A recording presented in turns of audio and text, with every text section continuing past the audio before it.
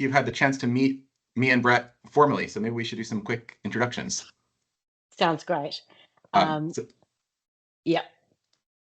I could jump in first. I'm Josh Mandel. I am a physician and software engineer. I've been working on health data standards since medical school, basically since 2010, and had the good opportunities to work with Brett in this broader standards community.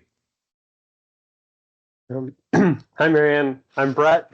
I'm the project manager for the Argonaut, which is kind of a consortium of EHR vendors, a few tech vendors, and a payer snuck in there. Just kind of working together to prioritize shared interoperability problems that we'd like to solve for all of our customers. My background is as a software developer for one of the major EHRs, and you get interested in standards to solve bigger problems, and have been involved in writing standards and responsible for the U.S. core, kind of the core fire standard in the U.S. market.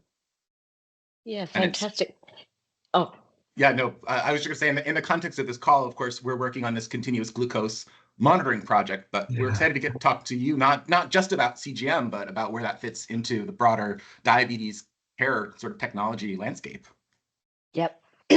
Sounds good. Well, I'm Mary Anne Patton. I've lived with type 1 diabetes for 44 and a half years now. So I've seen a lot of changes in technology, and I guess the last 6 years, which is when since I started using CGM and open source automated insulin delivery systems, has been a radical improvement for my diabetes than anything I had for the preceding 38 years.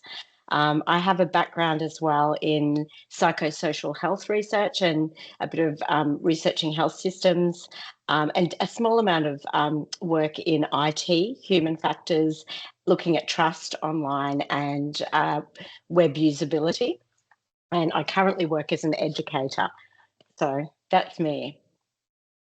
Awesome. And we're so excited to get to sort of learn about your experience and also to learn from it.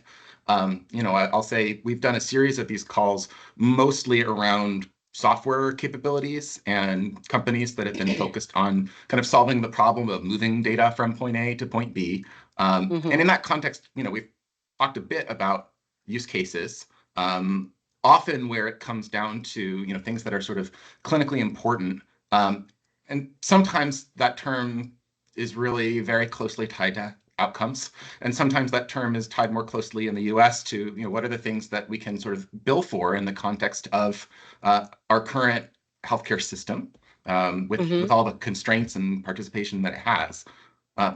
But, I'd love to get from you a sense from your experience, kind of maybe if it makes sense to start off sort of your initial experience when you were diagnosed with diabetes and kind of what tracking was like then, and then talk about sort of the set of stages you might have been through on the way to using CGM, and particularly interested to understand, I know you've had a lot of interesting experience with these sort of closed loop systems, but would love to dig in today as well to, like, was there a time in between where you were using a CGM but hadn't yet sort of gone to this closed loop system? So give us a sense of what your experience or trajectory has been like.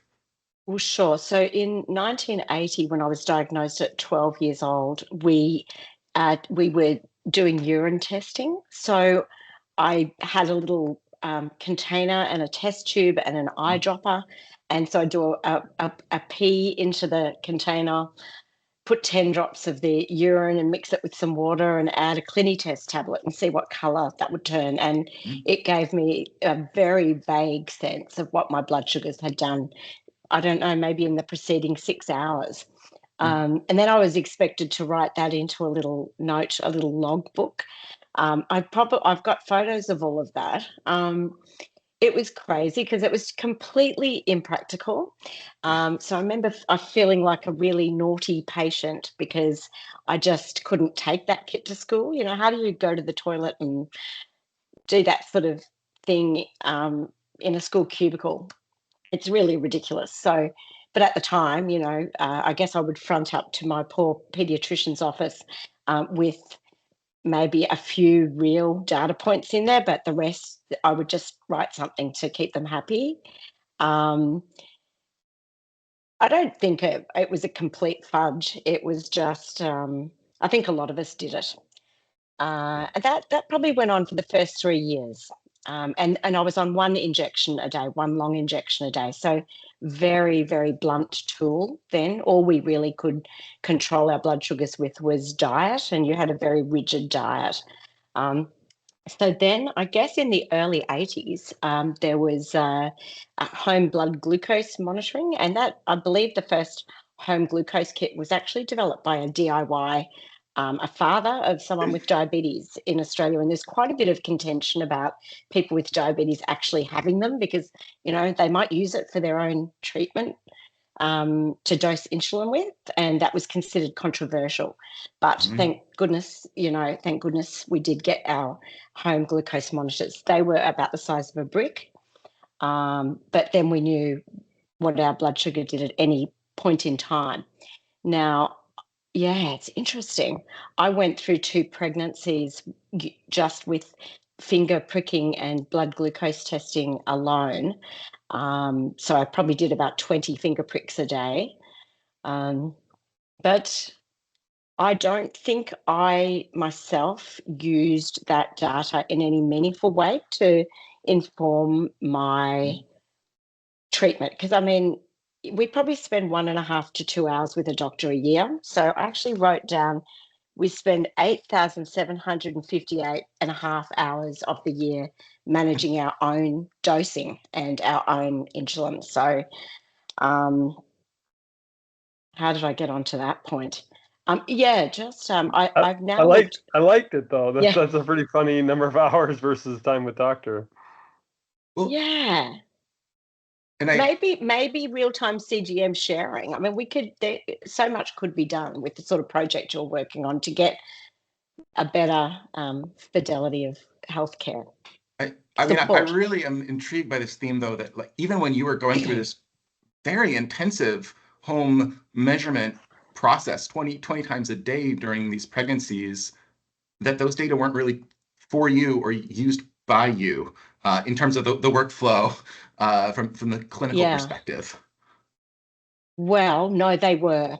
Okay. I was writing everything in a logbook. I mean, yeah, if my sugar was a little bit high, I'd have some insulin. I call it, during pregnancy, I would err on the side of hypoglycemia rather than hyperglycemia. It's not an ideal way to think about it, but that's the way it was in my head, because for the rest of my life, I've always preferred my sugar levels to be just a little bit high, because I can drop into a low blood sugar very easily. No, I did, and my clinician also did advise me. So back in those days, I guess I would kind of take photographs of my logbook and then email them through to my endocrinologist, and he would literally eyeball them. But yeah, so I did have support, but I still think, aside from the pregnancies, I guess I would see my endocrinologist 3 times a year.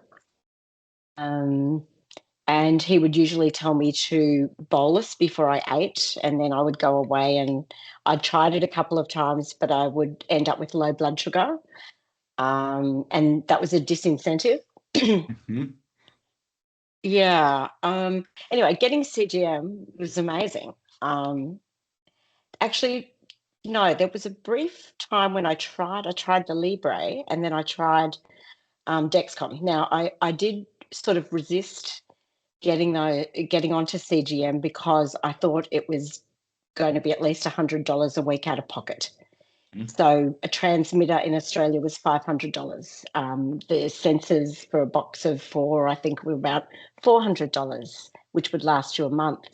So it really was an extremely high price. We've subsequently got that subsidised by the government, which is absolutely brilliant. But when I had the data, so the time I tried a Libre, I probably tried a couple of Libres, so maybe I had a month. And then I did the same with the Dexcom. I knew the Dexcom was incredibly accurate.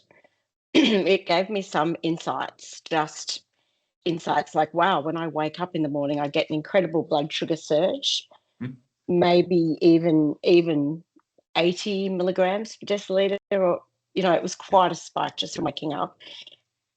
you get immediate feedback on food. But it was only when I started combining that. Actually, sorry, I would also say it was a bit overwhelming, to be honest, to get all of these data points and to not have a way to feel in control.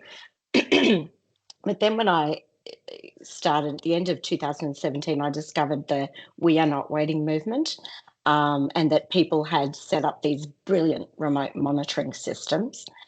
My partner, who's pretty tech savvy, helped me set up NightScout and Open APS. So I had a little rig, a little Edison board and an Explorer board sort of wired together. And yeah, it was quite an interesting contraption. And I've used a few other open source technologies since then. I'm happy to screen share my NightScout site if it would be useful, but it was the first time in 38 years that I'd actually been able to interact with my data and to visualize it on the fly, real time, which is just so super useful. There was an in-between time, actually. I won't mention the vendor, but they're a pretty big player. And I'd used their pumps, insulin pumps, for 17 years. So I started using an insulin pump in 2000. And the software that went with that was just, the usability was so difficult. I couldn't use it on my own laptop. I had to wait for my partner's laptop. It was just incredibly clunky. It was a complete disincentive for downloading and viewing it. Yeah. Anyway, yeah, once I could visualize things, everything changed. I just loved it. And yeah, I remember one thing that I'm going to stop talking about it, but one thing that affects women is their menstrual cycle. Like, so the amount of insulin I would require at the beginning of a cycle and at the end of a cycle are radically different. But there was no way to even track that, to even get into that particular vendor's software and say, right, day 1, day 29, nothing. I wrote to the company and emailed them, and I heard back 3 months later, I think, from someone in their IT department, and they said, sorry, no, you can't interact with it. Sorry, I don't know if I've answered the question, but yeah, no, this is totally on point, and these are exactly the kinds of experiences that I was hoping to learn more about. I mean, one aspect here, just to sort of walk through the timeline. The technology for insulin pumps became available to you, I mean, much earlier than the technology for continuous glucose monitoring. So, I mean, you were a quite advanced insulin pump user by the time you had access to a CGM. Yeah, I was the first pump user that my endocrinologist had, and the first through the hospital having a baby with a pump. So yeah, that led to quite a bit of frustration, actually, because we were always waiting for the closed loop to come, and it was always just around the corner. But we also had a number of years where there was an excellent CGM, and it was the Dexcom CGM. And we had an excellent pump, but the two wouldn't talk to each other. And that was incredibly frustrating as well. But now they do. Well, not the same two companies, but yeah. So during that time when you had access to a good CGM and a good pump, and they just didn't talk to each other, was that before you had access to NightScout, or like was there a time when you could make sense of the CGM data really well but couldn't close the loop yourself? No. So the pump system I used, yes, because the insulin pump system I used that I considered the best pump, my blood glucose, I think my blood glucose finger prick could be uploaded to it. I'm really not sure. It might have been 2 different systems. It all needs to be in one.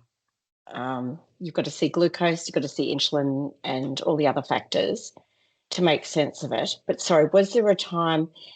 Okay, so I think there was for a lot of people. For me, it was cost. And probably there might have been a month where I did get CGM data without closing the loop. Yeah. I mean, yeah, I've done it since. I've stopped my closed loop. But sorry, you were asking, you were just asking, did I use the CGM separate? Sorry, yeah, without the ARD system. Is that right? Yeah, exactly right. Like what has been your experience using CGM with and without a closed loop on the pump? Yeah. I think just as a lead in to using Open APS, I used NightScout. So I had NightScout. As soon as I had NightScout, it was fantastic. I could upload all my boluses and my meal information to it, my exercise, and I could make sense of the data. So as soon as I had a tool that I could interact with, it was great. I did have, yeah, I guess I've used Clarity software. So I've used the Dexcom software, I've used Gluco, and I've used Tidepool, Hmm. but I'm just trying to even remember what that time was like. Mm, yeah, I don't know. No, It's vague. I, that's I quite I okay. think I think I guess from the user perspective, I really believe that a lot of the benefit people get from the CGM is that real-time, instant, at a glance data, rather than sitting with someone a couple of months later reviewing it. So there's a lot of behavioural loops that can change just by being able to see that data in real time. But there's also value in obviously having someone who's expert review it as well. Mm. Yeah, so this is really interesting from the perspective of our project because, what we've been focused on this year has been entirely how do we make the CGM history data available inside of the clinical system? But Mm. the understanding there has to be that, even if you're making that feed available, there's still a lot of the, let's say, immediate benefit of the biofeedback and closer tracking that patients are getting on their own side, totally separate from the conversations that might happen at certain intervals in the clinical Mm. system. Mm. In some sense, we're saying, well, those benefits are wonderful. They're happening at home, and maybe the perspective is we don't need anything new to let that happen. That's great. It's a benefit of CGM technology overall. And then we've had all these discussions about how to transfer the data across. Mm-hmm. But frankly, a lot of those discussions have been focused on summary reports. So, the idea that once every couple of Mm. weeks, a clinician will have access to an overview to say, like, okay, Mm-hmm. here's the statistics. Here's what an average Mm-hmm. day looked like, or here was the time that an individual spent in a low range and very low range, and so on. Mm-hmm.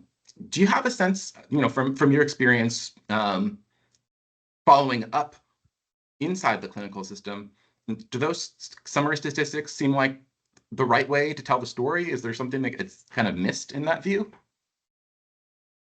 I think they're useful. I mean, I supply my doctor with those at the moment. I run my reports and email them through. Um, yeah. Oh, yeah. There are things that are missed. But yes, they are. They're a really good snapshot. And I'm talking about somebody who's had diabetes for a very long time and who has been extremely. Um, I guess I've learned a lot about my system. Yeah. I think people who are newly diagnosed, there's so many people that I think it could help. And you're definitely to be able to triage and pick up people who are having a lot of hypoglycemia. I can't remember the statistics, but with type 2 diabetes, I think, there's as much severe hypoglycemia as there is in type 1s. There are a lot of people who'll go off insulin. So yes, being able to quickly identify anyone that's struggling with hypoglycemia would be it would be brilliant. And I think there'll be a lot of people who can benefit from it. The summary data is, yes, it's excellent. The other thing, I mean, I have got a bunch of slides. I could show you a couple of them, but the other thing that I find I get from my pathology report, and I had put one together for myself, but it's looking at my blood sugars over the last 14 years. Sorry, my glycated hemoglobin. Mm-hmm. Now I know the CGM companies can come up with an estimate of that as well based on time and range and is it GMI? Yeah. But just to see that longitudinal graph is really interesting to look at how is my, probably as it from a doctor, how's my patient been tracking over the years? So that would be a view as well, just to have a cumulative block maybe of 10 years. It's really interesting. Yeah, no, the summary data is useful. Yeah. Good, yeah, because I know we have examples where researchers are really looking for all the raw data points because there's so much they can do with that. And then we have kind of the reality on the ground, which is a lot of clinicians don't see any of this data, or maybe they see it in scenarios like you described, where the patient is painstakingly putting them together and emailing them over in order to make them available in the EHR. So, you know, we want to stay grounded in kind of where we can make a practical difference here. Oh, yes. And, you know, I've been, whenever I go to my endocrinology appointments, I can see how difficult it's been over the years. I mean, they've got their practices set up, but it's so clunky for them. I can't believe what people have been putting up with, you know, looking at one system for the CGM and another for the pump data, and having to get people to actually physically plug their pump in. And yeah, anything you could do to streamline that for the medical people would be very useful as well. And I mean, just to backtrack, you did ask me about, did I have a period where I used CGM without an automated insulin delivery system? I probably am a bit different to other people, because I know there are a lot of people that used CGM, yes, before AID, and were able to use it probably better than I was to help inform their own treatment, or to work with a healthcare provider on that. And there's also people who perhaps were able to visualize just even the fingerprint data in more of a way that helped inform them visually. Whereas I used it just to make sure I wasn't about to have a hypoglycemia episode.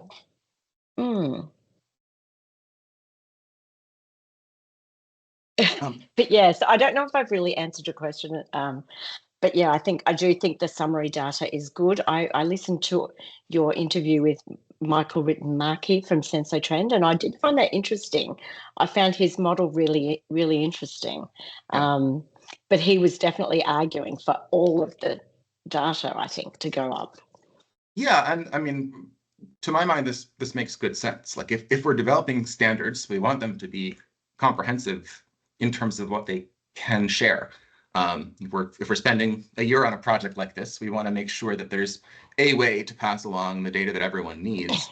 The tricky thing is navigating from there to the implementation expectations of, okay, here's 20 things you could share.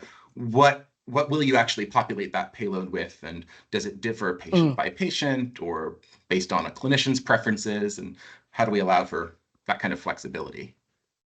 Yeah, absolutely. I mean, I'm thinking, yeah, when I look at my my distribution report for the last 2 weeks, you know, a summary I've produced for my doctor, I'm definitely looking at time in range. I'm definitely looking at blood sugar levels below 70 milligrams per deciliter. But then the severe hypo level, I translate it because I use millimoles. So there's, yes, the under 3 millimoles, the under 4 millimoles are important to me. I've got my own target in my head. I know when I feel best, and that's below 2%, which is quite low. I know I love my time in range to be 85%. Yes, you're right. Other people like time in tighter range. So yeah, I don't know. For me, it's easy for me to say what I want. I know it's not easy at the other end to create what you're trying to create, but I'd say just having more options, the more options, the better. I know even with the tighter range, it's not something I'm aiming for. For me, quality of life is paramount, but there are clinical use cases, I think, for the tighter range of blood sugars as well. Like, I think they can actually detect when people are moving from very early phase of diabetes into a more significant phase. All the risk factor calculations you could do with that. Yeah. Yeah. You mentioned a dashboard in NightScout that you might be able to show. NightScout site opens. Oh, there you go. Oh, yeah. So you can see it. Okay, you can see there's my morning spike as discussed. Yeah, so this is pretty groovy. So did you want me to talk you through what I look at when I see this, or do you want to ask me some questions? No, that would be great if you can just sort of give us the quick tour. Sure. So there's my blood sugars in top right, obviously, blood sugar level, that's millimoles per deciliter. I've got negative 0.1. Okay, so that's the deviation in the last 5 minutes. You can see it's coming from X-strip, which is my CGM collector, and my G6. I've got 0.44 units of insulin on board. We look a lot at the insulin on board. If I'm going out to do exercise, I like my insulin on board to be pretty close to zero. So insulin on board is one of the really big things we look at. I can see I've got 0 carbohydrates on board. I last changed my insulin cannula, so where my insulin goes into my body 36 hours ago. My CGM sensor was last changed 8 days and 15 hours ago. I've got a reservoir in my insulin pump that's been there for 1 day and 12 hours. And my battery, I need to change this to days, actually. I have another system that I look at more than my NightScout, which I'm actually just going to look at now. It's Android APS. And yes, so I can see that my battery was changed 12 days ago and see what my current basal rate is. All of this might seem boring, but it is so good to have all of that. That's on my dashboard, because if it's there, I don't have to remember it. These change colors when I need to change a sensor or need to change a set. If I go over to can you see that little pop-up there for Open APS? So that actually tells me what's happening with the algorithm, what it's decided my sensitivity is. It's got quite a lot of data there, but it means that I've got a window into the algorithm as well anytime I want. Yeah, lots of information about my insulin pump. So, and here along the top, these blue sort of skyline there is my basal rate in my pump going up and down. The little tiny doses are super microboluses that the Open APS algorithm is giving me. And I guess the thing that I really enjoyed was being able to interact with NightScout. Now, I'm going to just say that I don't really use NightScout a whole lot to interact at the moment because I'm using an app on my phone that I can do pretty all the same things with directly via Bluetooth. But this parents actually can, or people can use this to affect someone's insulin dosing remotely as well by perhaps setting a temp target. So I'll just show you the different events there. They've got you can enter a blood glucose check, different types of boluses, correction bolus, a carb correction. So that's when you're trying to head off a low blood sugar level. Yeah, you can add notes, so you could communicate with someone via this to let them know what you're doing, I guess, ask a question. You can track exercise.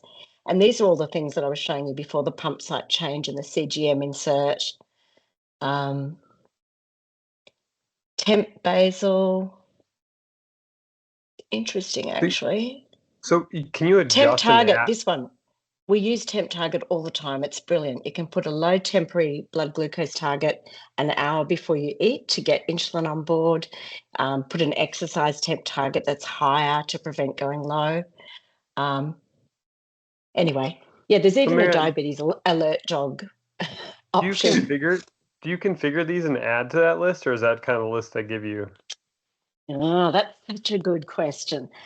No, this just comes with NightScout. But I have got, and I can show you on another slide if you like, one of the ways that I really enjoyed interacting with Open APS for my, excuse me, my first year was that I used to configure my own inputs using iOS shortcuts and then send that to NightScout. And that way I was able to do it in a way that was really meaningful for me. without having to necessarily use these terms. So I can show you that if you like. The other thing I've got on a slide, I won't show you now through the actual site, but it's my admin console, and that's where I control access. So the default for this is denied, but I've got tokens for various apps that I use in conjunction with NightScout for my partner to be able to track, to keep tabs on me, and for my endocrinologist. Unfortunately, my endocrinologist hasn't been able to view the NightScout site because of maybe a firewall or some issue at the hospital that won't let him see it. But he's got a token, so if he ever wants to push it, he can have access. That's interesting. Yeah, I've lost I was going to ask Josh. if all of these visualizations and tools are kind of on your side, or whether there's anybody from the clinical system who gets this level of insight.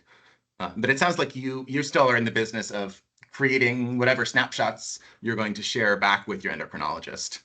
Yes, and it's probably very similar to what you've been discussing with people. So it'll be 2 weeks of daily blood sugar graphs, the overall A1C prediction, time in range, with the lows and the highs, and various other variability factors in there. The AGP report. The other thing that I share is my profile settings. So it's got all the pre-programmed information from my insulin pump. What my carbohydrate ratio is, what my basal rates are, that sort of thing. So that's all very useful. But there are clinics set up where the plenty of doctors are using their patients' NightScout sites, and This is super interesting, and it's really great to see. You mentioned also a slide or some additional context that you wanted to share with this. Yeah, I can. I'll just, okay.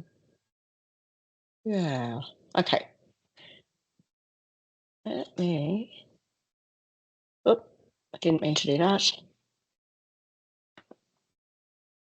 Very quickly put together, I must confess. So,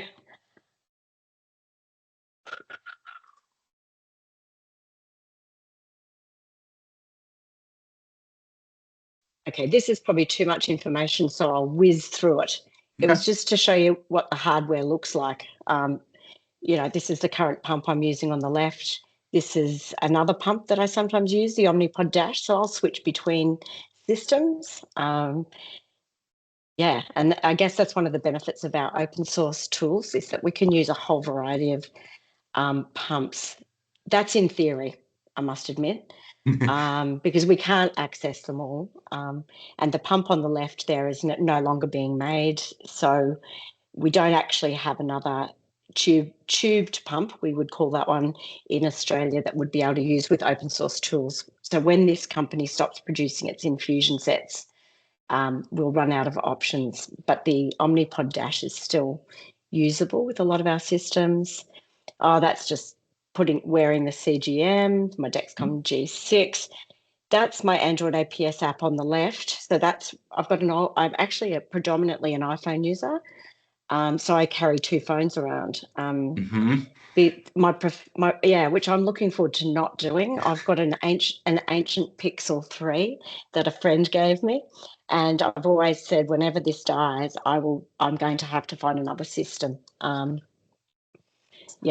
I just want to dwell on that for a second. I mean, you say it like it's no big deal, and of course it's no big deal compared to having to do finger sticks 20 times a day. But like carrying an extra phone and keeping it charged and having to deal with all that is a big deal. Is there an alternative outside of Android? Like, this is Android APS. Is there an equivalent on iOS, or what are you thinking would be your next experience? Probably on my next slide. Yeah, I've moved between. Excuse me. I started with the little rig that I carry around with Open APS. Then I've tried Loop, iOS Loop. I've probably used that for 6 months, and then I've predominantly stuck with Android APS. But I've also tried the Tandem T Slim pump. I will look forward to hopefully being able to try the Omnipod 5 when it comes to Australia. There's another, so there are a number of commercial systems that I'm also looking at the moment.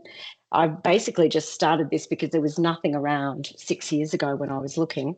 And each of the other options, I guess, I'm pretty confident I'll get similar outcomes diabetes-wise, but I think there are quality of life issues, although I may not need to carry the second phone. For instance, there's a company with a great machine learning algorithm, excuse me, for its looping system, but they haven't designed a watch, sorry, a watch app. So yeah, it's kind of this very advanced automated insulin delivery system, but there's no way you can check your blood sugars on your watch unless you build X-Trip or something to do so. And again, I'm stuck with Android. I've got an Apple Watch that I haven't worn for a few years because I've found a secondhand Samsung, and it's just brilliant being able to dose from my watch, to be able to view my blood sugars, set temp targets. Excuse that cough. I'm sort of talking all over the shop, but yes, I'll get to my next slide. So there's X-Strip on the right. Oh, and that's my watch. So these I just love being able to see my blood sugar at a glance. It's very reassuring. I work in a high school at the moment, and it's kind of meant to be a smart device free zone. I mean, which is crazy, but the kids have access to their laptops. But I guess it's just easier for me to be able to flick my wrist up and look at my watch in that environment than pull out one of my two phones and juggle that. So you can see a few of my options with my watch there.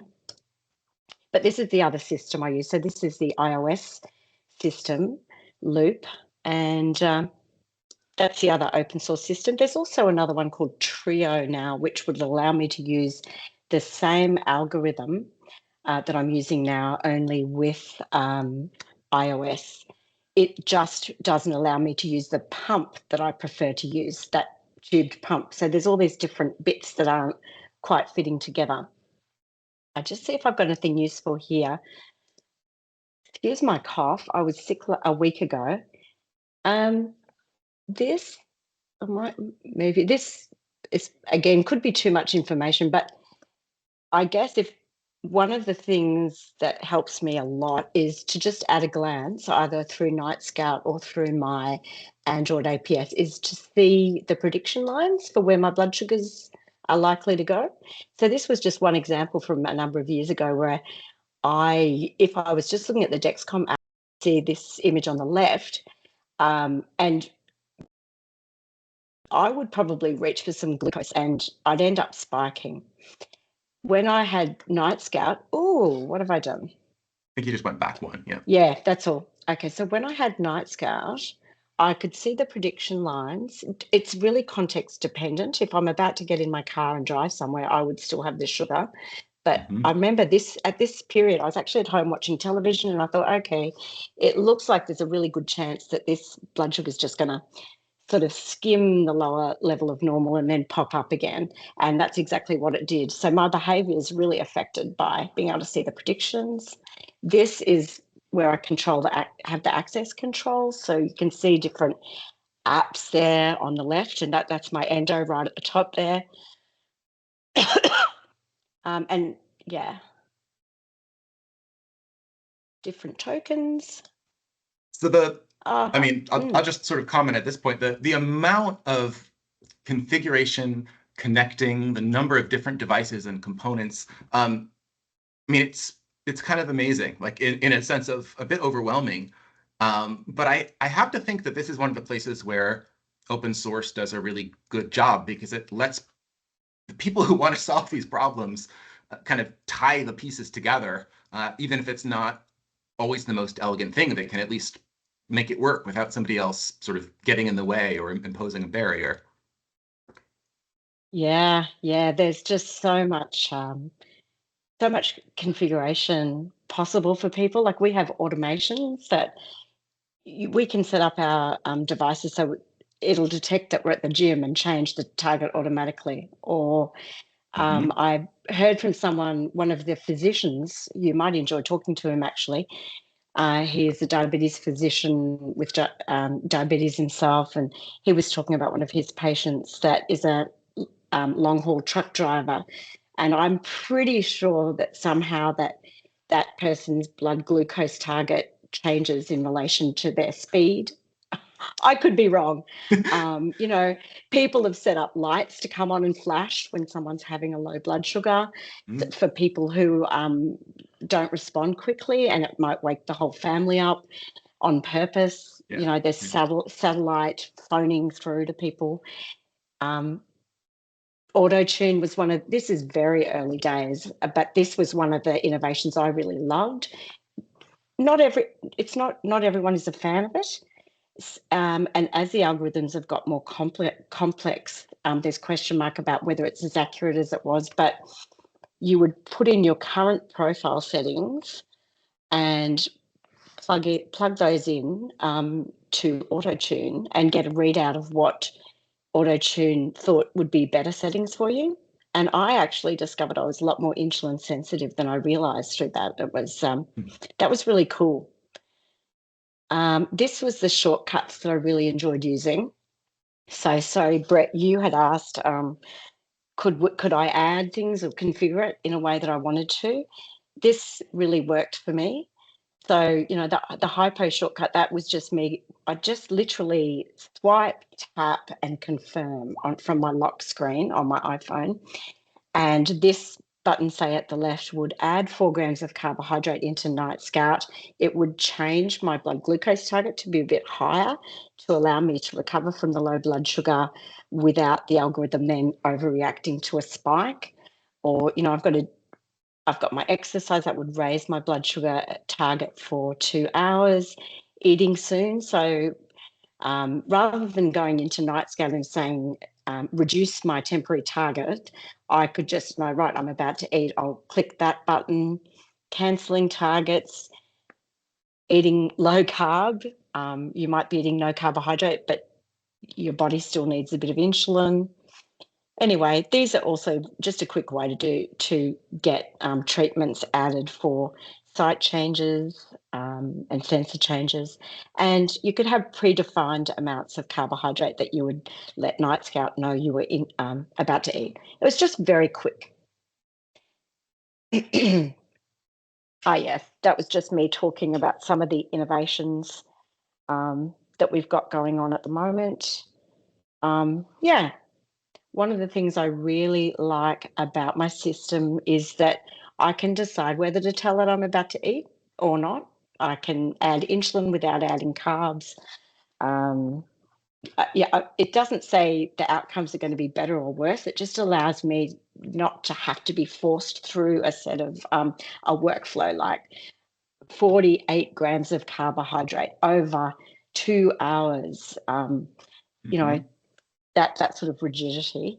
And the other one is, more control over my alarms. So I think with the traditional Dexcom app, I can set a visual target range for low and high, but it's also linked to my alarm or my alert. So, and that really bugs me because I get a lot of benefit from being able to see that target range and where my current blood glucose is sitting within that.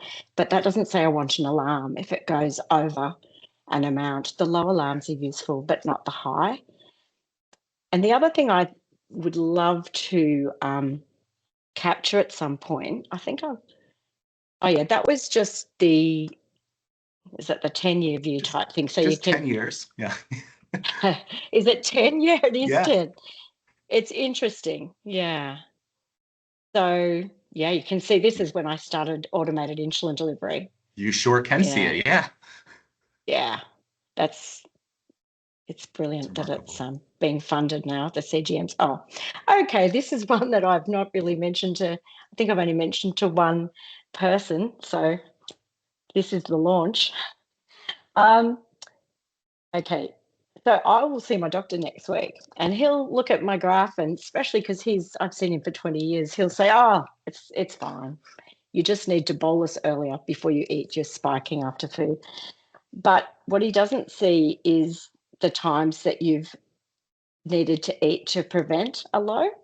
So CGM's actually quite brilliant at giving us that information. My app actually will tell me 1 gram of carb needed, 8 grams of carb needed, 10. It's got quite a subtle indication that I can prevent a low blood sugar, but it doesn't really appear for my physician. So Yeah. and I can be exhausted, and I don't want to eat those glucose bears. I really hate them. Yeah. So the tools are actually doing a really good job at helping you avoid the lows, but only by activating you to take these steps. Yeah, well, no, It's they like do prevent it. Yeah. that's right. So the graphs look okay, but what's being missed is the fact that like you had to step in and respond to the notification, start taking oral glucose to avoid the lows. Yeah. And it's not that it happens that often. The automated insulin delivery systems are brilliant at withholding insulin. And yeah, but we still, I guess all I'm saying, and I may be the only one out there in the world who thinks this, but I think I do think there are times when we are adding sugar. When you've got a low blood sugar, the last thing you want to do is go through a series, a detailed workflow to get that into your system. Yeah. And something really quick like those iOS shortcuts I showed you before, just to be able to click a button and register it without registering the carbohydrate, for me would be actually quite useful. And as we move to where there's a lot of experiments going on now about fully closed loops where people are not entering meals at all into their loop. But the trade-off is often excess hypoglycemia. So yeah, I just think this would be a cool metric to it. Yeah. That was just to show the kind of reality check to show that while we've got our insulin and we've got our carbs, there's at least 42 factors actually affecting blood glucose as well. Patient needs the data. Yeah. I think we talked about that, but yeah. Yeah. I'm still delighted for my doctor to get, if you can get that summary to my doctor, and yeah, it would be brilliant. But actually, that was going to be my next slide. Is that on my next slide? I'm getting into my very sloppy slides. I wanted to ask you what you're doing, but yeah, no, I've got a few things there. But I guess I had a look at the Remedy dashboard, I think, very briefly. The other comment is just that I gather my own data. I've got things like my weight. I don't weigh myself at home, but maybe every few months I'll weigh myself. I do home blood glucose, blood pressure monitoring. I'm trying to think. I keep all my own pathology reports as well and my own scans. Now, I hate being forced in. I've got some portals that I've had to use sometimes for things, and often I can't even see the information I want to see on them. But yeah, it's just to sort of also say that, I mean, maybe I'm a bit of an outlier. I could give you my medical backstory, but there is a reason that I collect it all. I even get I hate PDFs. I hate lags in real-time data and PDFs. However, I'm grateful to get my pathology reports, and I actually manually enter all of that into a spreadsheet and track it. And yeah, I just think we need more trend information. Even my doctor gets a cumulative report that it's got 4 columns. It's a table. And I think, wow, it's the cumulative data and the graphs that are so much more useful. And I'll just stop talking now. No, I think this has done, for me, a really important job of highlighting how much information there is to collate. And, frankly, the fact that the focus we've got this year is only one piece of even what you would zoom into as, type 1 diabetes management, which itself is only a small piece of actually tracking a patient's health and overall story. We often build these little silos that we can make progress in them, but it's a super important message that there's a much broader picture that we need to be focused on. Oh, it'd be just, and I guess, look, the other thing that's happened is if I go back even to that in between software I was using with the insulin pump, that was a bit hard for me because I needed to grab my partner's laptop, and I'm trying to remember what the issues were around it, but there were all sorts of issues with it. However, my physician got a different version of that than I did. But a lot of what that physician got would have been really useful for me. Yeah, yeah. So, I mean, No, go ahead, Brett. Sorry. no, I was going to say, yeah. That's and it's sort of the asymmetry is really brutal. And, frankly, I think with the set of data you have right now, the asymmetry is in the other direction. You've actually got a much more comprehensive view. And once in a while, you can share a snapshot. And I have to think that's how it ought to be. Like there shouldn't be any information that's known about you that you have later or less of. Right. So yeah, look, if there's going to be these dashboards for clinicians, yeah, I guess just keeping. I know, the fire community, and my understanding is that and even the ONC is really focused on patients as well, having access to their data. But I guess even if there's dashboards created, if there's ever a chance to have a patient view that's not too limited, yeah, it would be really great. So, and I guess, yeah, so at the moment, are you really can you explain a little bit more about what you're doing? I guess you're trying to get the summary reports into the doctors, to the EMRs or the EHRs. So you're really looking at those metrics. Or yeah, could you explain a little bit more about that as well? Yeah, I mean, maybe one thing that's worth saying just as a principle is when we talk about making data available, we aim to make these data available for patient-facing and clinician-facing kinds of use cases. And it should be the same data. Like we shouldn't have one set of information that goes to patients and a different set that goes to providers. Now, that said, they might use different apps to interpret the data, more or less complex views or more or less sophisticated views, depending on who's in front of the dashboard. But the data stream that's feeding those views should be equivalent. And so I'm happy to say, at least for the core data set that we have in the US, that is the story. If a clinician is plugging an app into their EHR or a patient is running an app on their mobile phone, same FHIR payloads are sort of serving both of those. And so we really want to do what we can to kind of maintain that and expand the data set over time.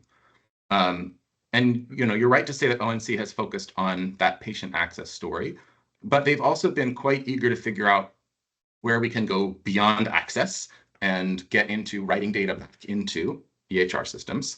And so the project that we scoped out for this year is kind of a culmination of an area where there's clear motivation from the regulatory side in terms of pushing on right access to make that a reality. And we had EHR vendors who participate in this Argonaut standards project together with healthcare providers say, the CGM data is a use case we care about. We'd like to build support for writing those data sets. So where we can, we try to look for that alignment. And the good news is for these kinds of CGM reports, I think there's really strong alignment. And the way that we've scoped the project, it's essentially to say, we want a way to write the set of CGM data that were captured at home by a patient using a sensor. And in addition to that, a way to capture the AGP report. So that brings the focus really closer on type 1 diabetes management rather than anybody who might be wearing a CGM for any reason. Like the AGP is going to be most relevant for people with type 1 diabetes. But with that narrowing of scope, we can be a lot more precise to say, okay, here are the specific summary metrics that we care about. And there's quite a limited number of them. There's maybe a half a dozen metrics that go into that report. And so we focused on how do we capture those half dozen metrics in a consistent way with FHIR using the observation resource so that an EHR, they might not be storing every glucose measurement that was taken at home, but they can store in a discrete way the fact that the average glucose, or the GMI, or the time in range was this value during this 2-week period. So we want to at least make sure that that level of information can be surfaced. And then over and over again, we hear we need a way to get the PDF report into the EHR, because that's what we're going to store and formally review and bill for and sign off on.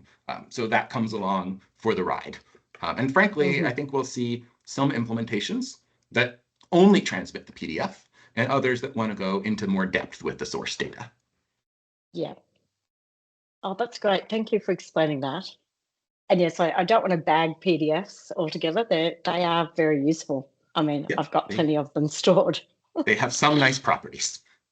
Yeah. Mm.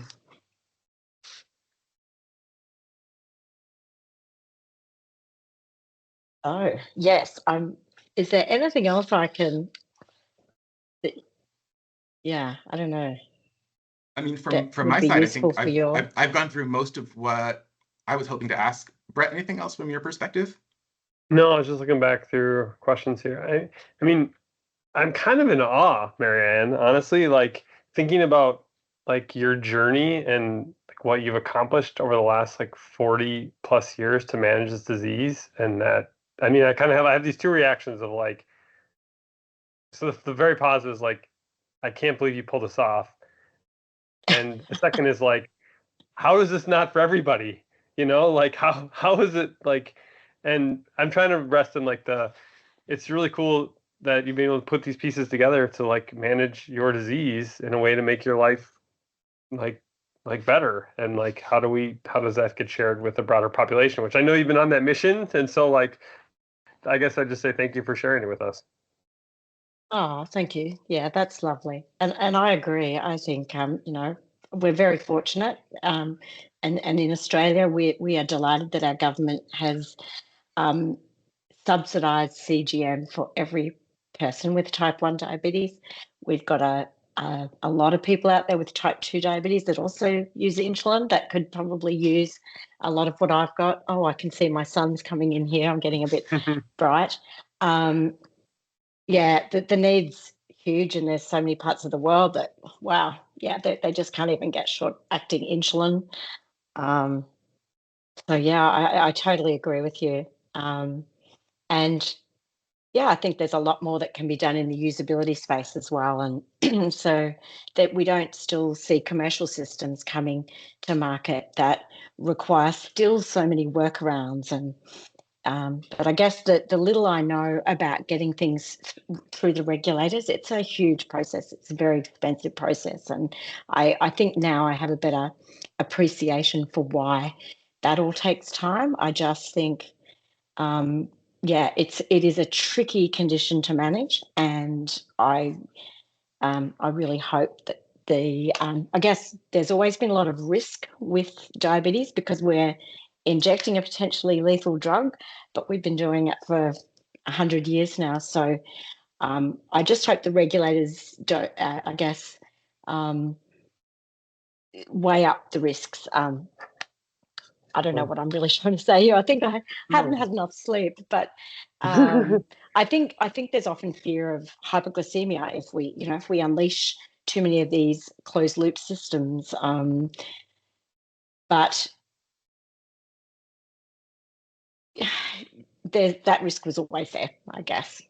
So yeah, it's certainly improved my life, and I'm really looking forward to being able to use some more of the off-the-shelf systems, and happy to report back. And actually, when I finish this call, I'm actually going to switch to Tidepool as well, because my Android APS app will now upload to Tidepool, so not just NightScout. So I'm really looking forward to playing around with that.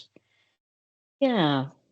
And yes, if you ever want to talk, and if you'd like me to share my Android APS, I can, just to show you the range of options within that. It's quite interesting. It's way more advanced than something like NightScout.